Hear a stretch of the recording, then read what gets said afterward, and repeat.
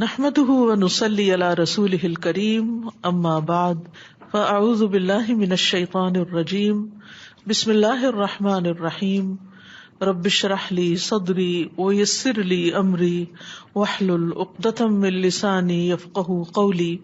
فقه القلوب page number 913 second paragraph. وَكَذَلِكَ الْإِنسَانُ يَسْمَعُ وَيَرَى وَيَعْقِلُ وَيَفْهَمُ وَيُرِيدُ وَيَعْمَلُ وَيُحَاسَبُ عَلَى إِرَادَتِهِ وَعَمَلِهِ كَمَا قَالَ سُبْحَانَهُ مَنْ عَمِلَ صَالِحًا فَلِنَفْسِهِ وَمَنْ أَسَاءَ فَعَلَيْهَا وَمَا رَبُّكَ بِظَلَّامٍ لِّلْعَبِيدِ. وَكَذَلِكَ اور اسی طرح الانسان انسان یسمع سنتا ہے، وَیَرَا اور دیکھتا ہے، وَیَعْقِلُ اور عقل رکھتا ہے، وَیَفْہَمُ اور بات کو سمجھتا ہے، وَیُرِیدُ اور ارادہ رکھتا ہے، وَیَعْمَلُ اور عمل کرتا ہے، وَیُحَاسَبُ اور اس کا حساب لیا جائے گا، عَلَى إِرَادَتِهِ اس کے ارادے پر، وَعَمَلِهِ اور اس کے عمل پر. کما قال سبحانہ جیسا کہ اللہ تعالیٰ نے فرمایا، من عمل صالحا فلنفسہ جس نے نیک عمل کیا تو اپنی ہی ذات کے لیے، اپنے ہی فائدے کے لیے، ومن اساء اور جس نے برا کیا فعلیہا تو اس کی ذمہ داری خود اسی پر ہے. وما ربک بظلام للعبید اور تیرا رب بندوں پہ بالکل بھی ظلم کرنے والا نہیں. اعوذ باللہ من الشیطان الرجیم. من عمل صالحا فلنفسه ومن اساء فعليها وما ربك بظلام للعبید. یہاں یہ بات سمجھنے کی ہے کہ اللہ سبحانہ تعالیٰ نے جہاں انسان کی تقدیر بنائی وہاں انسان کو فہم و فراست سے نوازا، سننے اور دیکھنے والا بنایا، اس کی نیت اور اس کے عمل کو رکھا اور پھر اسی کے مطابق اس کا محاسبہ کیا جائے گا، اس کا حساب لیا جائے گا کہ اس نے کسی کام کے لیے نیت کیسی کی، وہ اللہ کے لیے کام کیا یا شہرت کے لیے کیا، اور پھر وہ عمل بذات خود کیسا تھا، عمل صالح تھا یا نہیں تھا.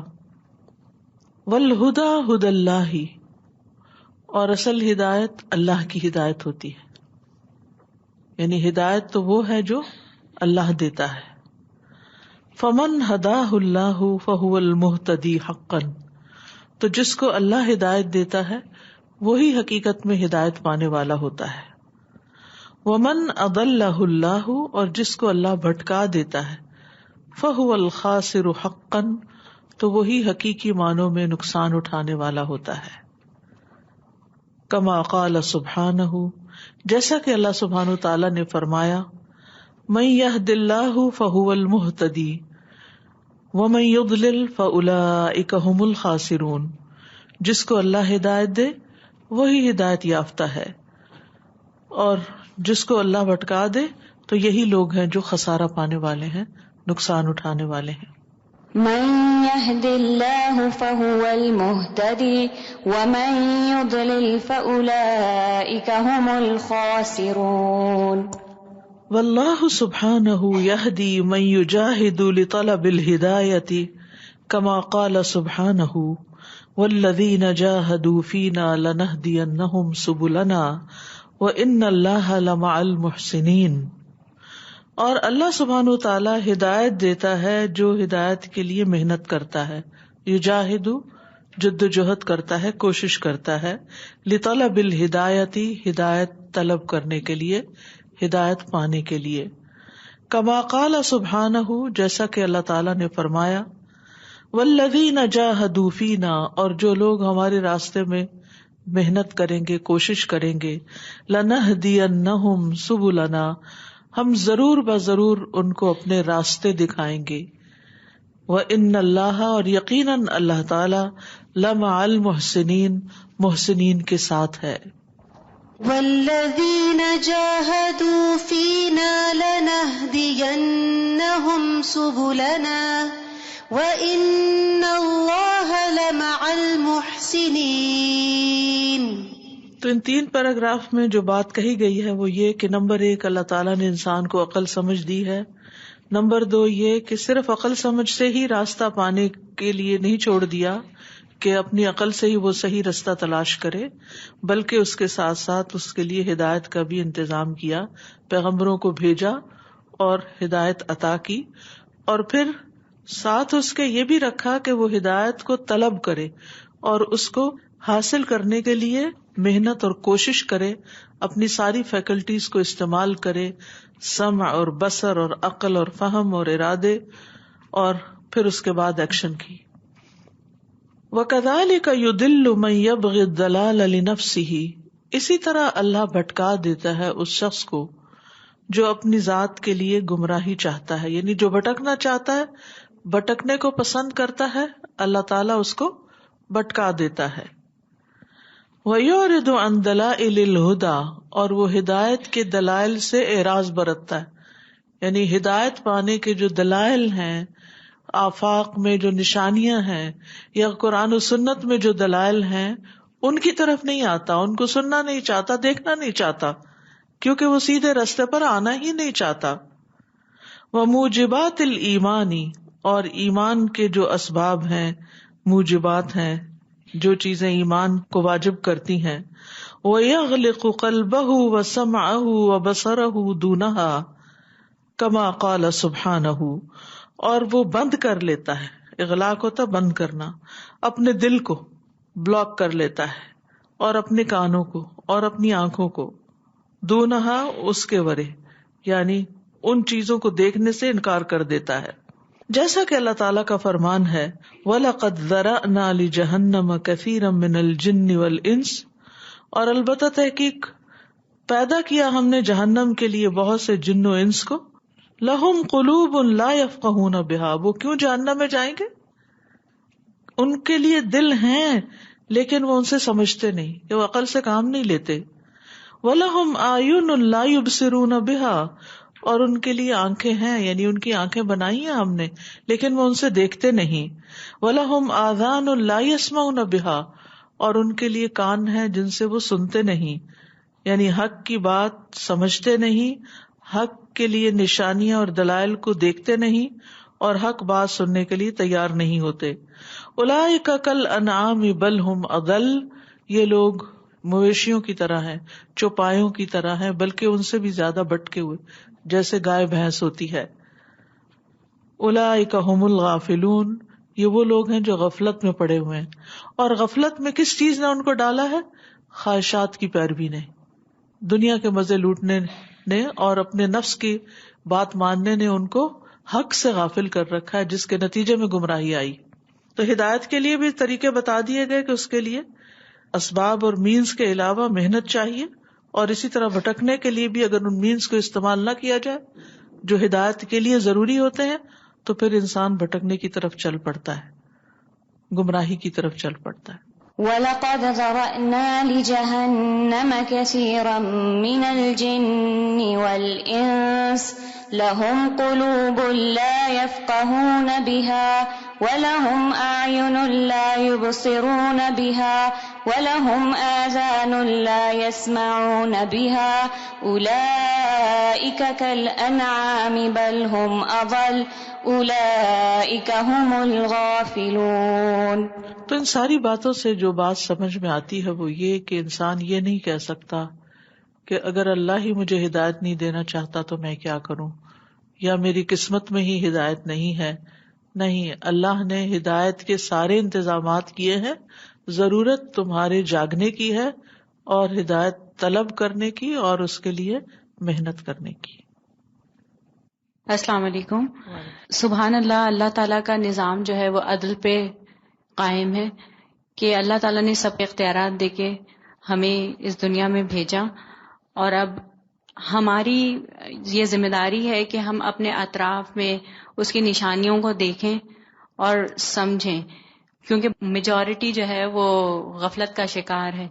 تو یہ اس چیز کی جسٹیفیکیشن نہیں ہے. اگر ہم اپنے اوپر ہی نظر ڈالیں کہ اللہ نے ہمیں کیا کیا چیزیں دی ہیں، سانس کا لینا.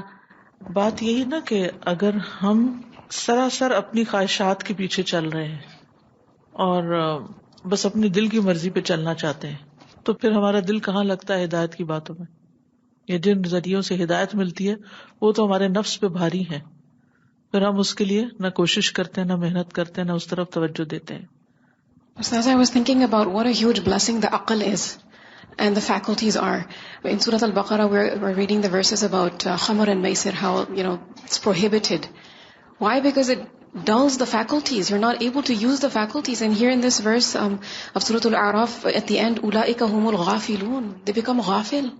What a difficult situation ghafla is, and anything that leads towards ghafla, including, all types of intoxicants and addictions and all of these things that dull the faculties.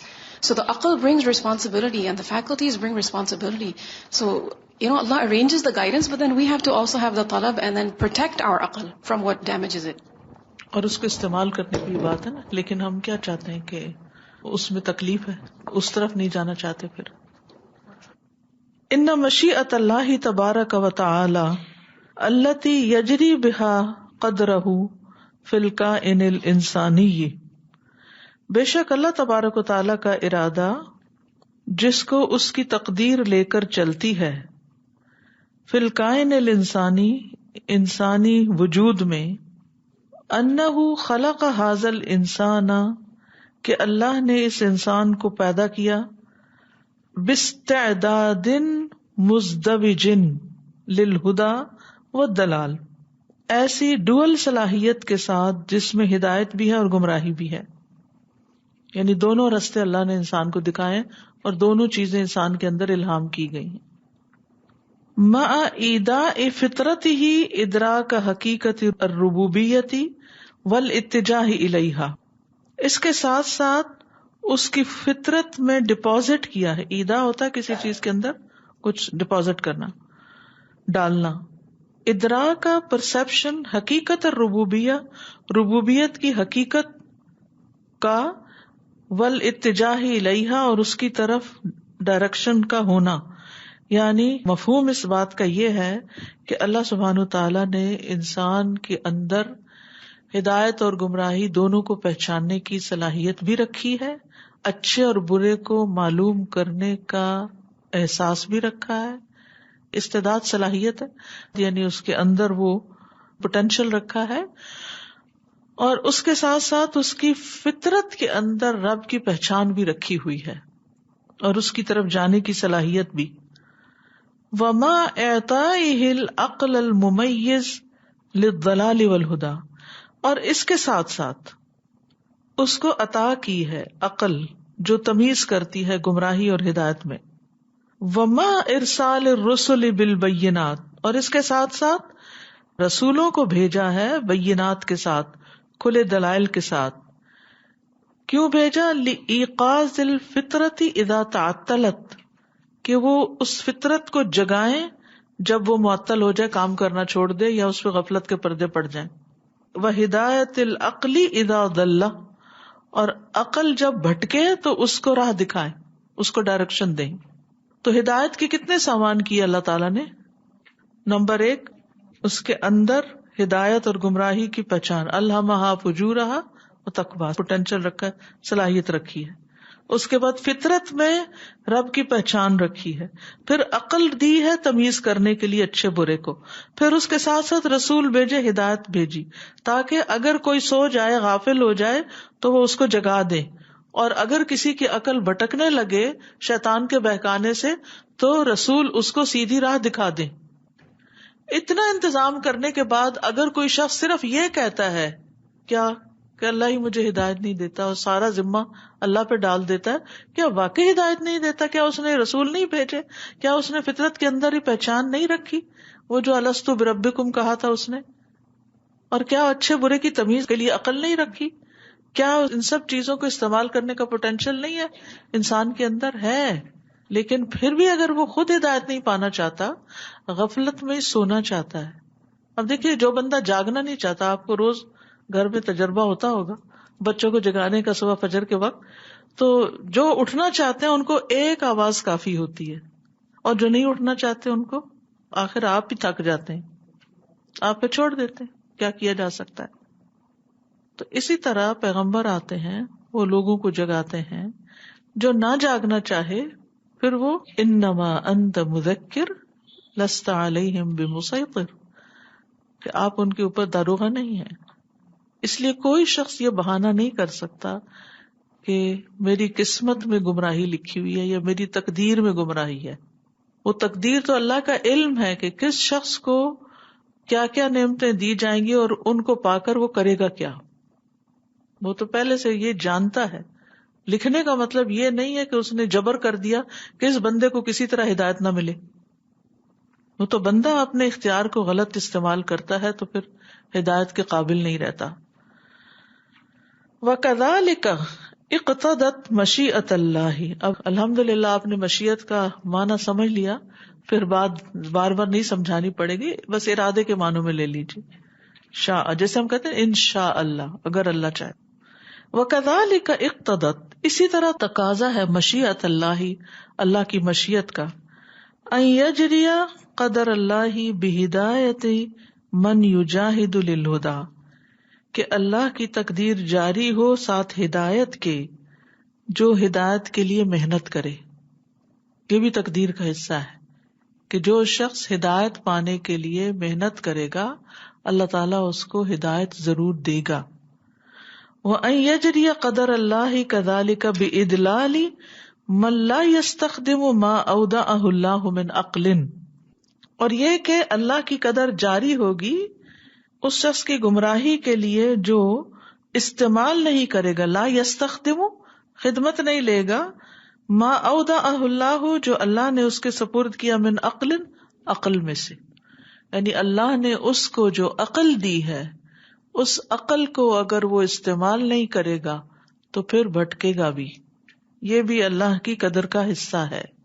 وما آتاہ اللہ من اجہزۃ الرؤیۃ والسمع فی رؤیۃ وادراک الآیات التی بثها اللہ فی صفحات الکون والآیات الشرعیۃ التی جاء بها الرسل.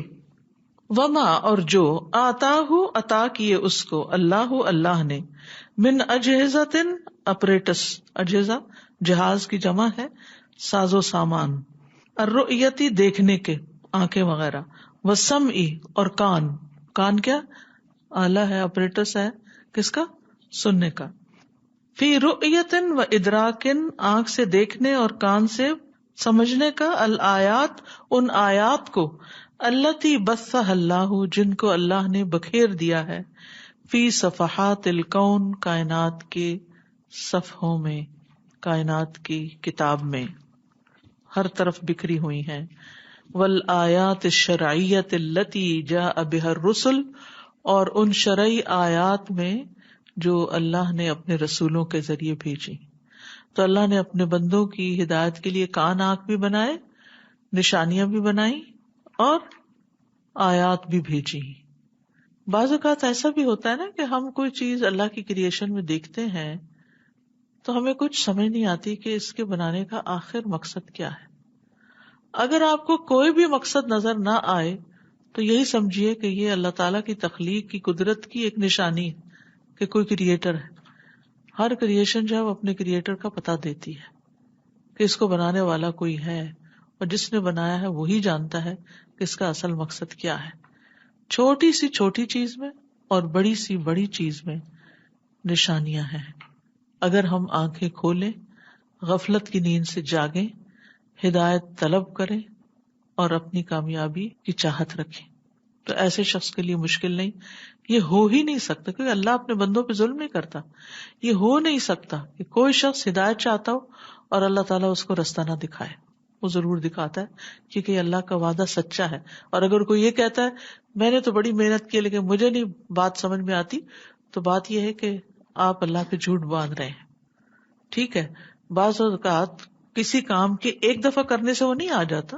ایک دفعہ کیا، دوسری دفعہ کیا، اس طریقے سے کیا، ایک طریقہ، دوسرا طریقہ، تیسرا طریقہ، لیکن آپ لگے رہے. اس سلسلے میں ہم دیکھتے ہیں سلمان فارسی کا واقعہ، اگر آپ کے ذہن میں ہو. کس کس کو پتا کہ سلمان فارسی کون تھے؟ کون تھے؟ صحابی تھے. کہاں کے رہنے والے تھے؟ ایران کے رہنے والے تھے. کس مذہب پر تھے؟ آتش پرست تھے. اور پھر انہوں نے دیکھا کچھ کرسچنس کو جن کا طریقہ انہیں پسند آیا اور پھر ان کے ساتھ چل دیے. کہا لمبی سٹوری مختصر بتا رہی ہوں. ہدایت کی تلاش میں، اور پھر ایک اسکالر کے پاس اور دوسرے راہب کے پاس اور تیسرے کے پاس، حتیٰ کہ مدینہ پہنچ گئے. اور حالانکہ ان کا باپ جو تھا وہ قوم کا سردار تھا اور گھر میں بہت عیش و عشرت تھی، اور ایک بیٹا تھا تو چاہت بھی بہت تھی اس کو، کسی بھی چیز کی کمی نہیں تھی سوائے ہدایت کی. اسی طرح عبداللہ بن سلام ہے، اور بھی بہت سے لوگ ہیں کہ جن کو ہدایت کی چاہت تھی، ہدایت کی تلاش تھی، اور اس کے لیے انہوں نے جب محنت کی اور انتھک محنت کی، کوشش میں لگے رہے جب تک مقصود مل نہیں گیا. یہ بالکل اسی طرح کہ جیسے ہم دنیا کو پانے کے لیے محنت اور کوشش میں لگے رہتے ہیں جب تک وہ ہماری مطلوبہ چیز ہمیں نہ مل جائے. تو اسی طرح ہدایت کے لیے بھی انسان کو اللہ تعالیٰ دیکھتا ہے کہ یہ خود کتنا سیدھا ہونا چاہتا ہے. تو جس درجے تک آپ پہنچنا چاہتے ہیں، اصحاب الیمین کے درجے تک پہنچنا چاہتے ہیں یا مقربین کے درجے تک پہنچنا چاہتے ہیں، سابقون تک پہنچنا چاہتے ہیں یا کہاں کھڑے ہونا چاہتے ہیں، یہ آپ پر ڈیپینڈ کرتا ہے آپ کی چاہت کتنی ہے. تو جو آپ کی چاہت ہوگی اس کے مطابق آپ کوشش بھی کریں گے اور پھر آپ وہاں پہنچ جائیں گے. جن لوگوں نے دنیا کو بنانا چاہا، کیا اللہ نے ان کے راستے روک دیے؟ حالانکہ انہوں نے اللہ سے مدد بھی نہیں مانگی. اس وقت جو دنیا کی بہت سی چیزیں آپ کو نظر آتی ہیں دنیا کی ترقی میں، اور ہر روز ہو رہی ہے، نئی نئی چیزیں سامنے آتی چلی جا رہی ہیں، وہ خواب غفلت میں سونے والوں نے تو نہیں بنائی. یہ جو آئی فون کی ایجادی ہے خود سے خود تو نہیں بن گیا. اسٹیو جاب کی کتاب پڑھیں آپ، اس پہ آ چکی ہے جو اس کی بایوگرافی پہ اور اس کے کام پہ. تو آپ دیکھتے ہیں کہ لوگ کس طرح بیماری میں بھی، یعنی جب اس کا کینسر بھی ڈائگنوز ہو گیا تو اس نے یہ نہیں کہا کہ اب تو دنیا سے جانا ہے، بھلے آئی فون بنتا یا نہیں بنتا، میری بلا سے لوگ جانے، ان کا کام جانے، میں تو آخری چند دن آرام کر لوں. آخری لمحے تک آرام نہیں کیا، کام ہی کام کیا. تو جن لوگوں کو دنیا کی محبت ہوتی ہے اور دنیا میں اپنا نام پیدا کرنا چاہتے ہیں اور دنیا بنانا چاہتے ہیں، ان کو آپ دیکھیے کہ وہ تھک ہار کے بیٹھ نہیں جاتے، وہ لگے رہتے ہیں جب تک وہاں تک پہنچ نہیں جاتے. تو اللہ تعالیٰ تو دنیا بنانے والوں کو بھی دیتا ہے. تو یہ کیسے ہو سکتا ہے کہ جو شخص اس کی طرف جانا چاہے اس کو راستہ نہ دے اور وہ صرف تقدیر کا بہانہ کر کے بیٹھ جائے اور سو جائے؟ Actually, Ustaz, if we look at it closely, we make choices for dunya and then we keep on striving until we get to our goal. It is a conscious choice people do, everybody. But when it comes to religion, we blame Allah subhanahu wa ta'ala, na'uzubillah tawbah, that we were not given hidayat because we think the aql that he has, or wisdom he has given us, we can do with it whatever. That's why it is, because we want to make dunya. So actually we ourselves are at fault. To the point that you said about Steve Jobs, it really makes you think that even when he was sick, he was working to make sure that the project goes through. So we always say when it comes to dunya, we say no pain, no gain. But when it comes to religion, if we have to wake up in the morning, we say, oh, if we wanted guidance, it should have been easy. It shouldn't have to be, we have to wake up at 3 in the morning for Fajr. So when it comes to religion, we don't say no pain, no gain. We want everything handed to us on a silver plate. I was just reflecting upon, in tafsir class, we were learning about the story of Musa alayhi salam a while ago, and we learned about how when he was in the desert with the Bani Israel, they were looking for water, and so Allah provided all the means to get the water and everything like that, but he still had to work to get it, so he had to strike the stone. And so that kind of reminds us that Allah gives us all the means for guidance in the world, messengers, aql, all the obvious signs, but we still have to make dua, we still have to strive towards guidance, because we won't get it without working towards it.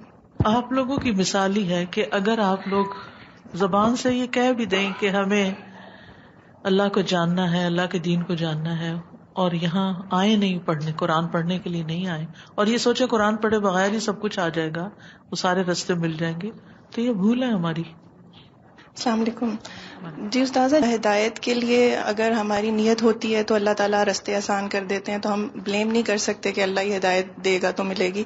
اسی طرح اگر جیسے شیطان ہمیں بھٹکا رہا ہے اور ہم کوئی غلط کام کر رہے ہیں تو وہ بھی ہم اپنی مرضی سے کر رہے ہیں، کیا اس کے لیے ہم شیطان کو بلیم کر سکتے ہیں، یا اس میں بھی یہی ہے کہ ہماری اپنی مرضی ہے؟ ہم یہ تو کہہ سکتے ہیں کہ وہ کاز ہے، لیکن سب کچھ اس پہ نہیں ڈال سکتے.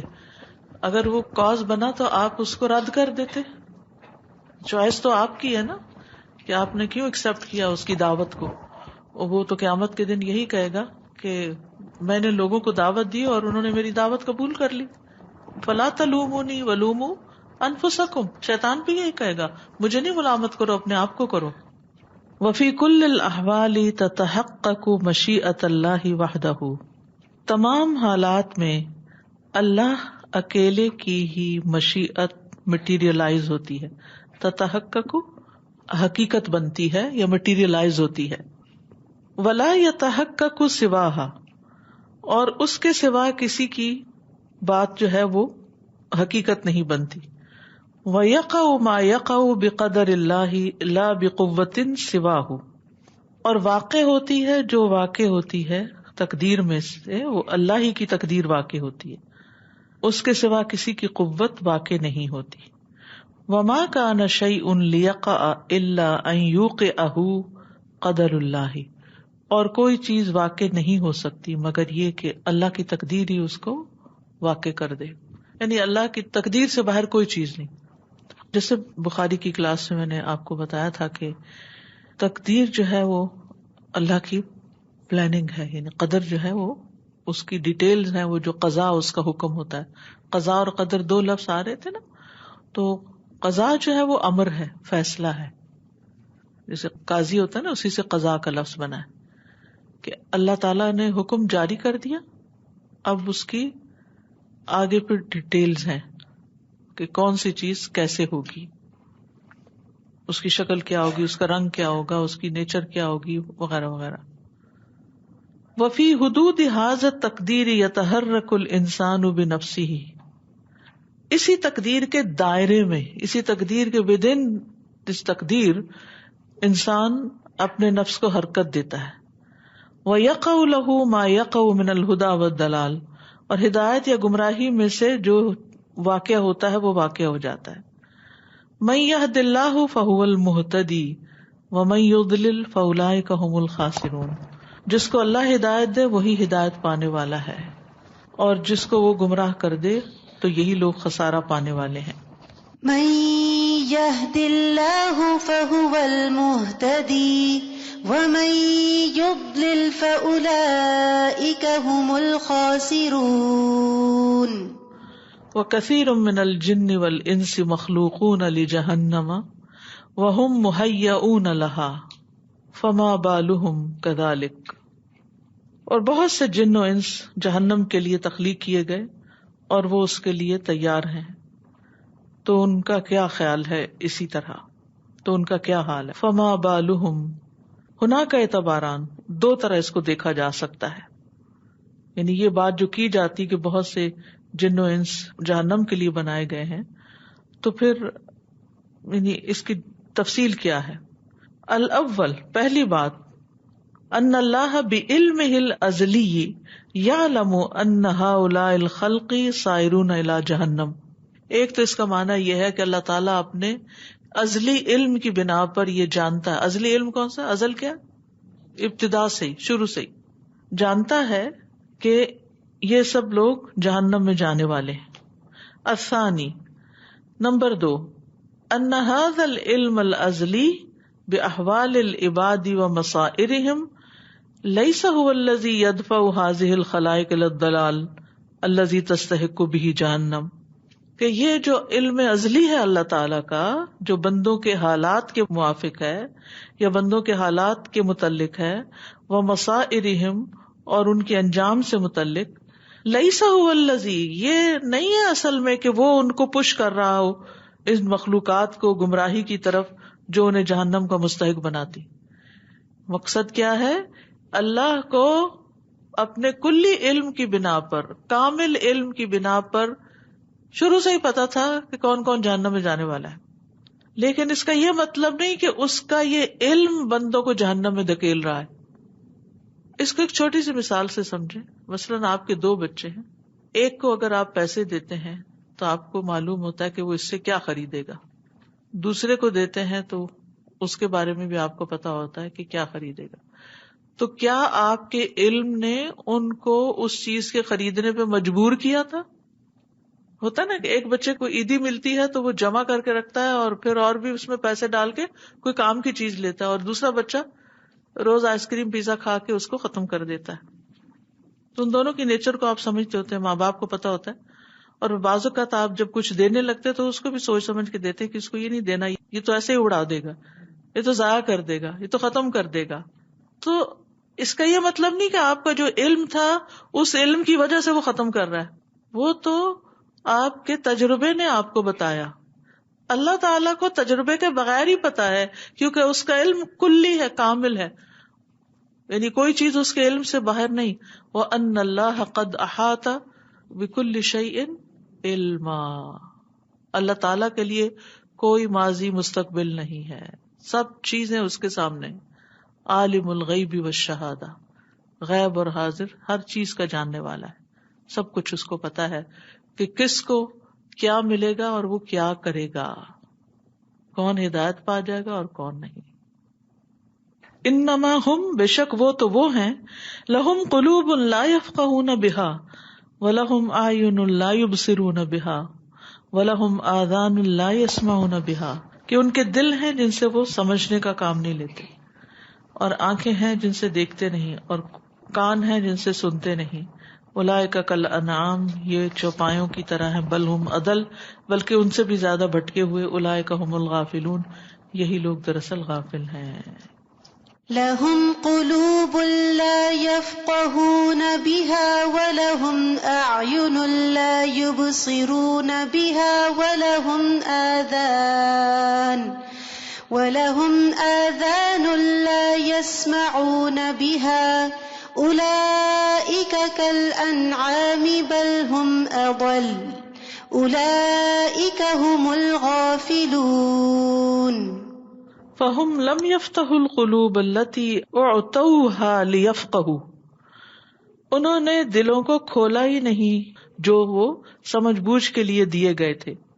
وَهُمْ لَمْ يَفْتَحُوا أَعْيُنَهُمْ لِيُبْصِرُوا آيَاتِ اللَّهِ الْكَوْنِيَّةِ، انہوں نے اپنی آنکھیں ہی نہیں کھولی کہ دیکھ سکیں اللہ کی کائنات میں بکھری نشانیوں کو. وَلَمْ يَفْتَحُوا آذَانَهُمْ لِيَسْمَعُوا آيَاتِ اللَّهِ الْمَتْلُوَةِ، اور انہوں نے اپنے کانوں کو ہی نہیں وا کیا کہ اللہ کی آیات مطلوعہ یعنی قرآن کی آیات کو سنیں. مطلوع جس کی تلاوت کی جاتی ہے، کانوں سے سنا نہیں ہدایت کی بات کو، آنکھوں سے دیکھا نہیں کائنات کے نشانیوں کو، اور دلوں کو دنیا کی محبت میں ڈبوئے رکھا، آخرت کے بارے میں یا اللہ کے بارے میں سوچا ہی نہیں. لقد اتلوا هذه الاجهزه، انہوں نے یہ سارے آلات جو تھے ان کو ڈسیبل کر رکھا تھا، معطل کر رکھا تھا. وعاشوا غافلین، اور غفلت میں زندگی بسر کرتے رہے. فہم اضل من الانعام، تو وہ مویشیوں سے زیادہ بھٹکے ہوئے ہیں. لأن الانعام لها استعدادات فطریۃ تهدیها، کیونکہ جو مویشی ہوتے ہیں ان کی کچھ فطری صلاحیتیں ہوتی ہیں، یا وہ اس طرح پروگرامڈ ہوتے ہیں کہ جس کے مطابق ان کو اپنی کرنے کے کام پتہ چل جاتے ہیں، یعنی جو ان کی ضروریات ہوتی ہیں وہ ان کو پورا کرنے کے قابل ہوتے ہیں، اور وہ اسی حد تک بس ان چیزوں کا استعمال کرتے ہیں. اب مثلاً جیسے ایک گائے بھینس ہے تو گوشت نہیں کھائے گی، وہ چاہے آپ کتنے مزے کا پکا کے اس کے آگے رکھ دیں وہ نہیں کھائے گی، کیونکہ اس کی جو فطری استعداد ہے نا، وہ جو اندر اس کے رکھ دیا گیا کہ تم نے گوشت نہیں کھانا، تو منع ہے، وہ نہیں کھائے گی. اور اگر آپ اس کے سامنے گھاس رکھتے ہیں تو اس کی خوشبو اس کو آ جاتی ہے اور اس کے وہ کھا لیتی ہے، وہ اس سے آگے ٹرانسگریس نہیں کرتی. تقبل اذا دعیت، وہ قبول کرتی ہے فطری استعداد جب وہ اس کی طرف بلائی جاتی. وتنزجر اذا زجرت، اور وہ پیچھے ہٹ جاتی ہے جب اس کو پیچھے کیا جاتا ہے، یعنی when it is driven back. تنزجر یعنی جو اس کو کرنے کا حکم دیا گیا، اس کی فطرت میں رکھ دیا گیا وہ کرے گی، اور جو پروگرام کیا گیا یہ نہیں کرنا وہ نہیں کرے گی. وہ اس سے آگے نہیں بڑھتی، وہ اپنی لمٹس نہیں کراس کرتی، وہ اپنی ضرورت کے کام کر لیتی ہیں. جن کاموں کے لیے اللہ نے ان کو پیدا کیا ہے وہ ان کا جسم کرتا رہتا ہے. مثلا ان کو دودھ دینا ہے، کتنا دینا ہے اس کے مطابق وہ چارہ کھا لیتی ہیں، پانی پی لیتی ہیں، اور اسی پر ہی گزارا کر لیتی ہیں، اور وہی چارہ وہی گھاس ان کا دودھ بن جاتا ہے. وہ جسم کے اندر ایسا سسٹم اللہ نے رکھا ہے جو حیران کن ہے کہ کس طرح خون جو ہے وہ دودھ میں یا جو بھی اندر سسٹم اللہ نے رکھا ہے کنورٹ کرنے کا ان لیکوڈز کو، وہ دودھ بن کے تو باہر آ جاتا ہے.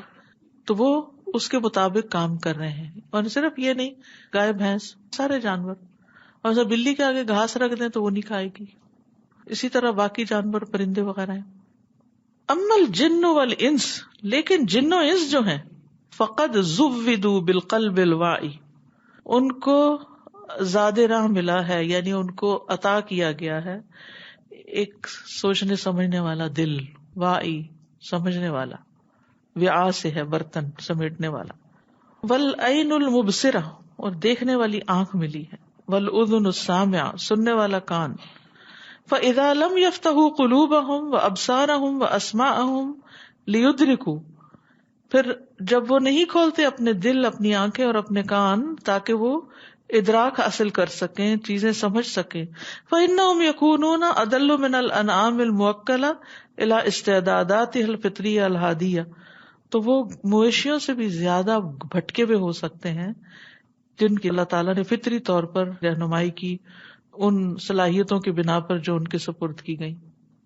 یعنی جانوروں کو جن کاموں کے لیے بنایا گیا اور ان کے لیے جو ان کے اندر استعداد رکھی گئی، صلاحیت رکھی گئی، وہ قابلیت رکھی گئی، وہ ان کو استعمال کر رہے ہیں. لیکن انسانوں کے اندر جس کام کی صلاحیت رکھی گئی ہے، عقل کے ساتھ اللہ کی نشانیوں کو دیکھ کر اللہ تک پہنچنے کی، یا سن کے اللہ کی باتوں کو اللہ تک پہنچنے کی، وہ ان سے وہ کام ہی نہیں لیتے.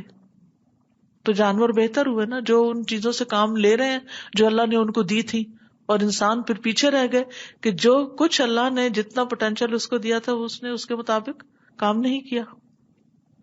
فکفار الجن والانس کل حیوان بہیم اہدی منہم، جن و انس کے جو انکار کرنے والے ہیں کفار ہیں، ہر مویشی حیوان جو ہے وہ ان سے زیادہ ہدایت یافتہ ہے. وہم اضل منہ سبیلا، اور وہ ان سے زیادہ رستہ بھٹکے ہوئے. فما اضل ہؤلاء فی الدنیا وما اخسرہم فی الآخرہ، تو یہ لوگ دنیا میں کس قدر بھٹک گئے اور کس قدر خسارہ پائیں گے آخرت میں. ام تحسب ان اکثرہم یسمعون او یعقلون، کیا تم سمجھتے ہو کہ ان کی اکثریت سنتی اور عقل رکھتی ہے؟ انہم الا کالانعام، نہیں یہ تو مگر مویشیوں کی طرح ہی. بل ہم اضل سبیلا، بلکہ ان سے بھی زیادہ رستہ بھولے ہوئے، بھٹکے ہوئے. ام تحسب ان اکثرهم يسمعون او يعقلون انهم الا كالانعام بل هم اضل سبیلا. استاذہ یہ جو لائن آئی ہے فَهُمْ لَمْ يَفْتَحُوا الْقُلُوبَ الَّتِي أُوتُوهَا لِيَفْقَهُوا، کہ اللہ تعالیٰ نے اتنی چیزیں ان کو دی ہیں، اس سے جیسے وراثت ملتی ہے تو لوگ سارے بکسے کھولتے ہیں، سارے ڈبے کھولتے ہیں کہ کیا کام کی چیز ہے، ہم اس کو استعمال کریں. تو اللہ سبحانہ و تعالیٰ نے اتنے خزانے دیے ہوئے ہیں، یہ تو ایسے ہی کہ خزانے ہیں اور بندہ فقیر ساری زندگی رہے. Ustaz, I was thinking about the cars these days. They tell you, the car salesman says, oh, it's fully loaded. You know, like it has GPS and this, that and the other, and it has everything possible except, you know, an oven or something. But a person who's not getting anywhere doesn't know how to use it. They would sit there, they will not accelerate, they will not brake, they will not do anything, but they're sitting in the car and it's fully loaded. So how come, I mean, really they're not even using their aql. Hare faculty کے لیے انتظام کیا گیا کہ اس کو استعمال کہاں کیا جائے اور کس رستے سے ہدایت مل جائے، لیکن جب استعمال ہی نہ کریں تو پھر. I was thinking nowadays people are generally figuring out that what has gone wrong. Why are people started behaving even worse than animals? There are cases and incidences happening all around the world where we see, oh my God, what led them to this state? How did they go so wrong? But nobody realizes that this is the thing. We are not actually going back to Allah, not using our intellects and how we should actually be using them. If people only realize that this is the reason, not because maybe they don't have education, the worldly education, they're very far away from the deen. جہاں تک worldly education کا تعلق ہے تو اس کا تو اللہ تعالیٰ قرآن پاک میں ذکر کرتا ہے نا، سورۃ الروم میں، یعلمون ظاہرا من الحیات الدنیا، ان کے پاس دنیا کی ظاہری چیزوں کا خوب علم ہے، وہ جانتے ہیں یہ اللہ تعالیٰ خود ان کے بارے میں فرماتے ہیں یعلمون، علم رکھتے ہیں، ظاہرا من الحیات الدنیا، اوپر کے ظاہری چیزوں کا، لیکن اس کے پیچھے کیا ہے، یعنی اس آنکھ سے دیکھ رہے ہیں، بہت کچھ دیکھ رہے ہیں، لیکن اس کے پیچھے جو ہدایت حاصل کرنے کی چیز ہے ان کو یوز نہیں کریں، وہ نہیں یوز کرتے، وہاں تک نہیں جاتے. I was just thinking that it's really, when you think about Allah's qadr, it's really actually amazing because all of us, all of our choices it's encompassed in His qadr. But all of us, we can sense that we have our free will and we have the ability to make choices. We're not like the malaika. We can choose to worship Allah. We can choose to disobey Allah. So it's really amazing that Allah's knowledge encompasses all of our choices and decisions that we're going to make. Assalamu alaikum. I was just thinking about the depth. I don't know, like the verse that we just covered about how human beings who don't follow their instincts that Allah has put in their fitrah, how they're worse than animals.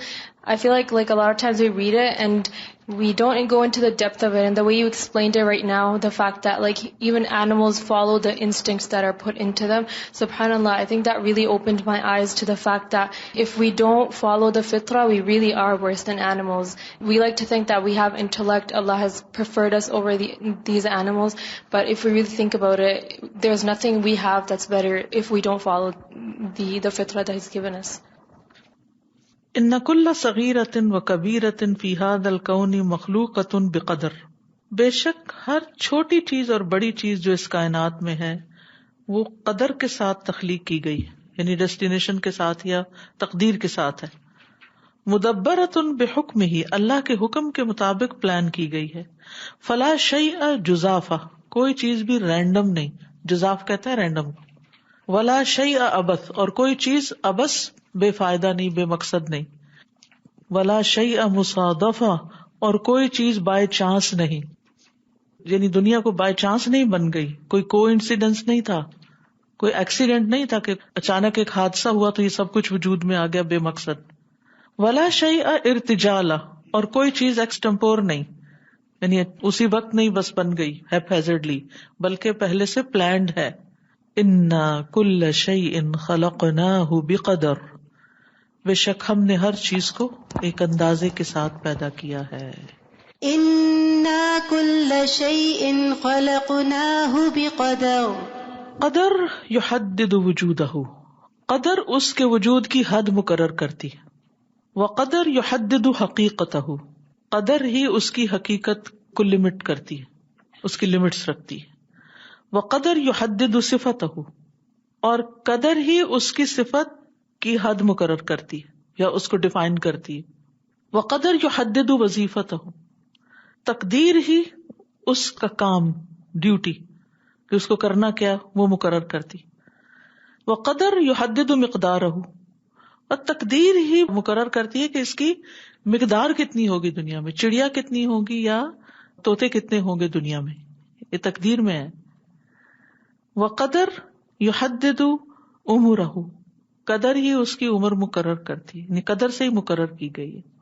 وقدر یحدد مکانہ، اور قدر ہی تحدید کرتی ہے اس کی جگہ کی کہ کس علاقے میں ہوگا یا کس جگہ رہے گا. وقدر یحدد زمانہ، اور قدر سے ہی اس کے زمانے کی تعین ہوتی ہے.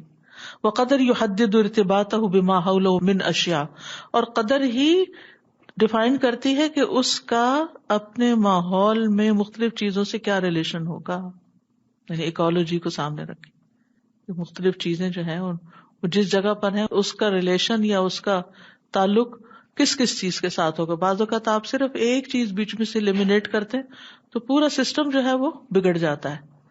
وقدر یحدد تاثیرہ فی قیام ھذا الوجود، اور قدر ہی ڈیفائن کرتی ہے اس کی تاثیر کو جو اس کائنات کے اندر اس کے وجود کی، یعنی اس کا وجود اس کائنات میں کیا اثر ڈالے گا، یعنی اس کا ہونا یا نہ ہونا کیسا رہے گا. تو یہ سب پلاننگ کا حصہ ہے.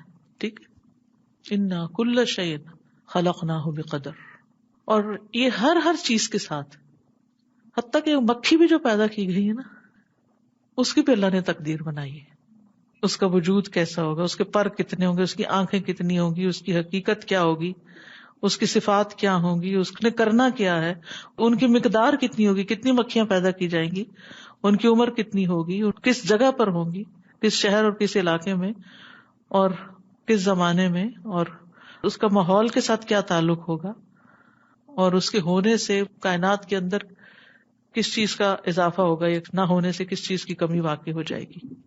واقعی استاذ صاحب قدر کے بارے میں یہ اب پڑھ کے تو ایسے لگتا ہے اگر یہ ہمارے دماغ کو دے دی جاتی، ہمارا دماغ اتنا چھوٹا ہے کہ اتنی چیزوں کا احاطہ نہیں کر سکتا، دماغ خراب ہو جاتا. ہمیں تو پتہ بھی نہیں ہے کہ کیا کیا چیزیں پیدا کی اللہ نے. کہاں یہ کہ یہ سب کچھ ڈیفائن کرنا پھر کہ انہوں نے کرنا کیا ہے.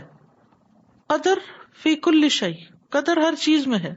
قدر یحدد الابعاد بین النجوم والکواکب، قدر ہی ڈیفائن کرتی ہے کہ نجوم اور کواکب کے بیچ میں فاصلے کتنے ہوں گے، کون سا ستارہ کس ستارے سے کتنا دور یا قریب ہوگا. یعنی ہمارا جو سولر سسٹم ہے اس کے اندر زمین کس سائز کی ہوگی اور کس مقام پر ہوگی، اس کا اور اس کے نیوکلس کے درمیان کتنا فاصلہ ہوگا. وَأَحْجَامُ الْمَخْلُوقَاتِ، اور ان کے حجم سائز، وَقُتْلُهَا، اور ان کے گروپس کلسٹرز، وَأَلْوَانُهَا، ان کے رنگ، وَصُوَرُهَا، اور ان کی شکلیں، وَنُمُوُّهَا، اور ان کا بڑھنا، وَتَكَاثُرُهَا، اور ان کا زیادہ ہونا، وَسَيْرُهَا، اور ان کا چلنا، وَحَرَكَتُهَا، اور ان نجوم کا حرکت کرنا. إِنَّا كُلَّ شَيْءٍ خَلَقْنَاهُ بِقَدَرٍ، إِنَّا كُلَّ شَيْءٍ خَلَقْنَاهُ بِقَدَرٍ. قدر يحدد وضع الارض التي نعيش عليها لتكون صالحة لنوع الحياة التي قدر الله ان نكون فيها.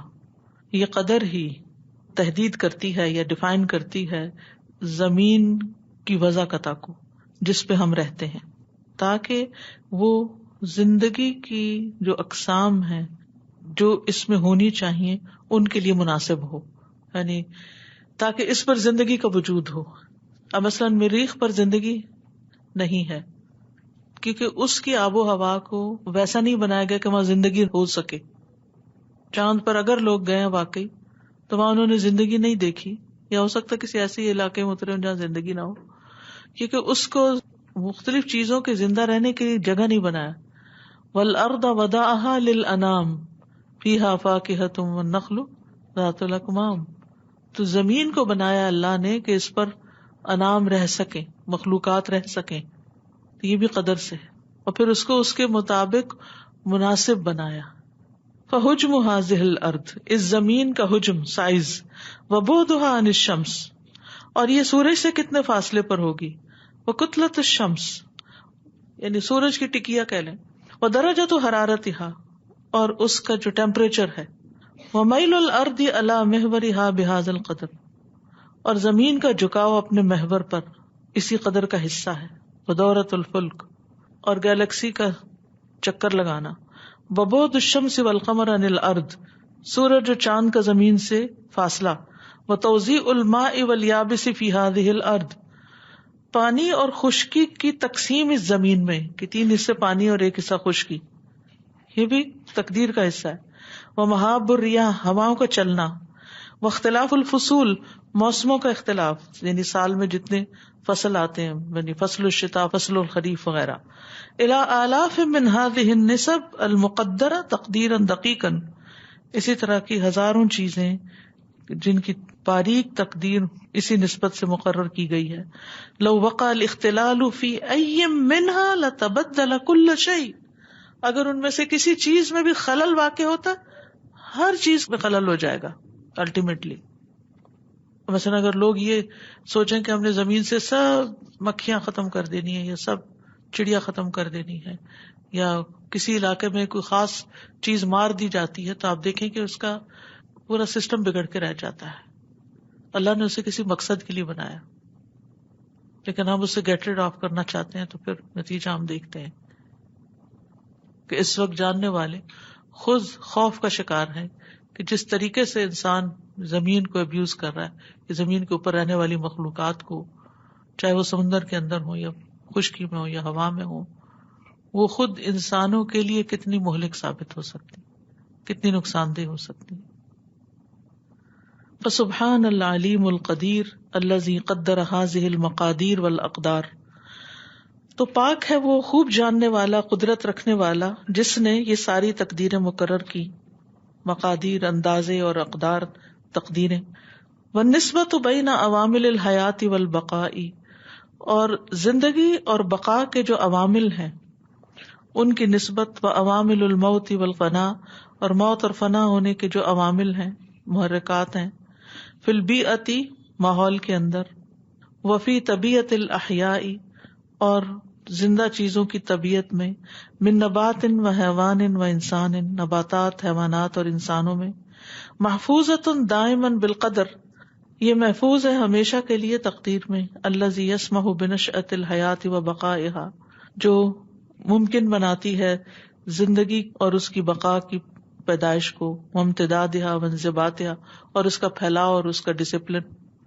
فمثلا الجوارح التي تتغذى بصغار الطيور قلیلۃ العدد، مثلاً شکاری پرندے جو چھوٹے پرندوں کو غذا بناتے ہیں، جیسے فالکنز وغیرہ ہیں، قلیلۃ التفریخ، ان کے کم چوزے پیدا ہوتے ہیں، بچے پیدا ہوتے ہیں، ولا تعیش الا فی مناطق محدودہ، اور وہ دنیا میں محدود جگہوں پر ہی بستے ہیں، ہر جگہ نہیں فالکنز ملیں گے آپ کو، کیونکہ ان کو کھانے کے لیے وہ رزق انہی جگہوں پہ ملتا ہے۔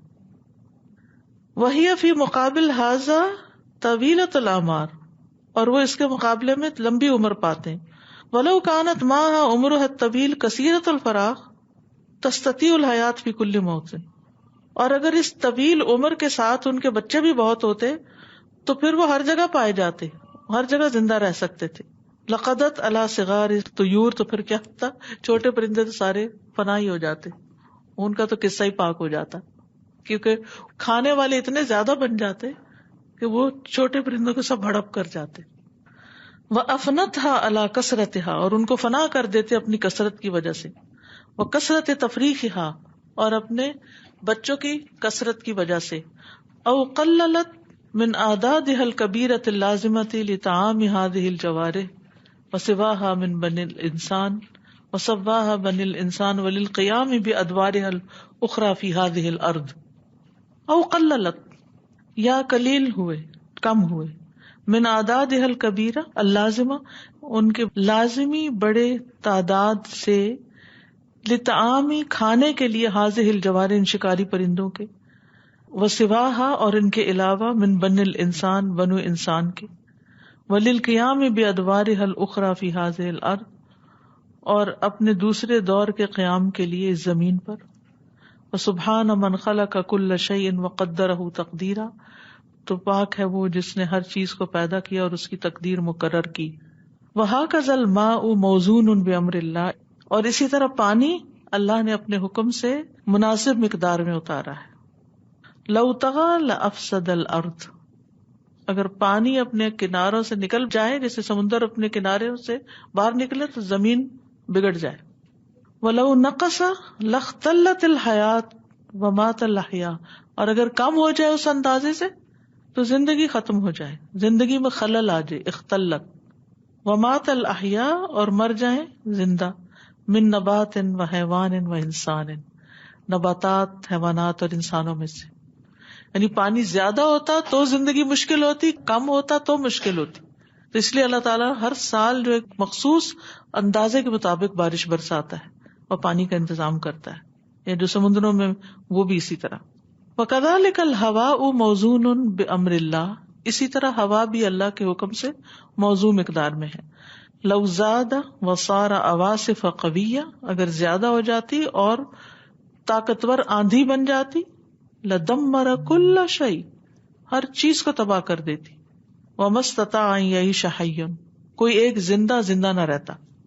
ولو نقص، اور اگر کم ہوتی یہ ہوا، لاختل ود الحیات والاحیاء، تو زندگی اور زندہ لوگ جو ہیں ان میں یعنی خلل واقع ہو جاتا، مشکل پیش آتی۔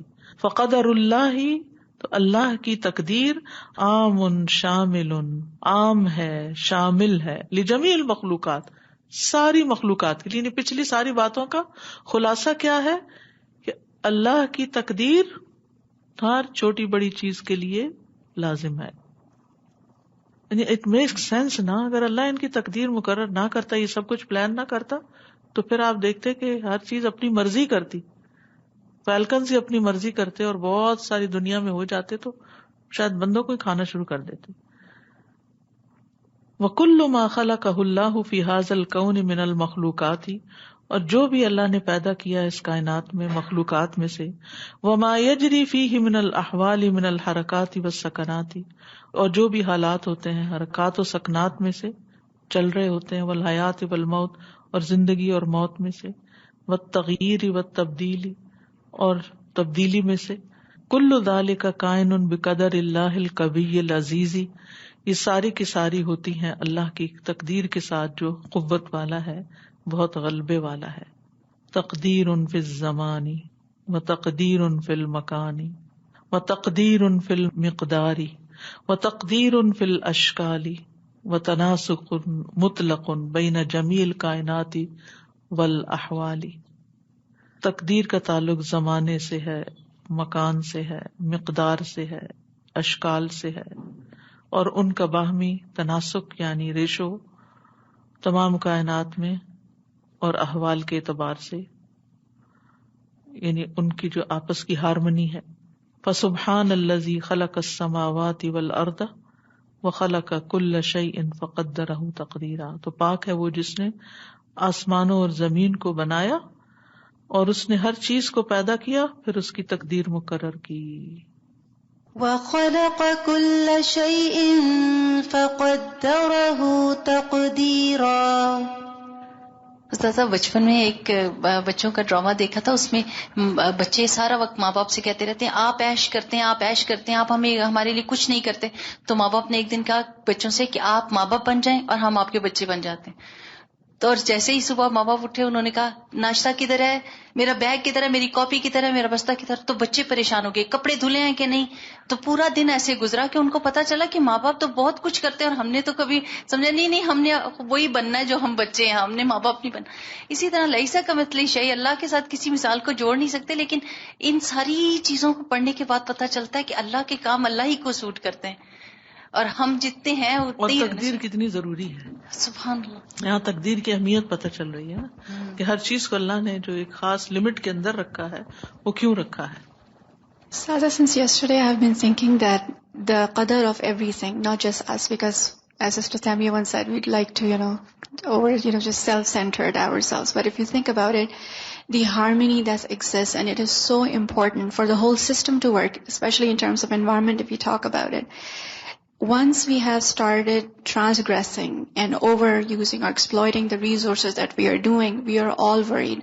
And the other creations are actually disappearing from the system. And it's not as if they are disappearing, it's going to harm us in return.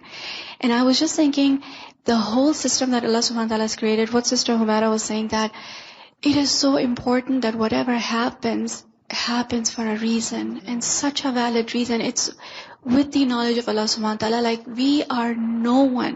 Like once you started learning about science or any kind of sciences, it just boggles your mind at how systemic everything is. It's beyond our comprehension. And may Allah subhanahu wa ta'ala just let us be pleased with whatever His decision is, inshallah. کیونکہ تقدیر پر صرف ایمان لانا کافی نہیں، تقدیر پہ راضی ہونا ضروری ہے. This is most important، کہ اس پر اعتراض نہ ہو. سبحانک اللہم و بحمدک اشہد ان لا الہ الا انت استغفرک و اتوب الیک. السلام علیکم و رحمۃ اللہ وبرکاتہ.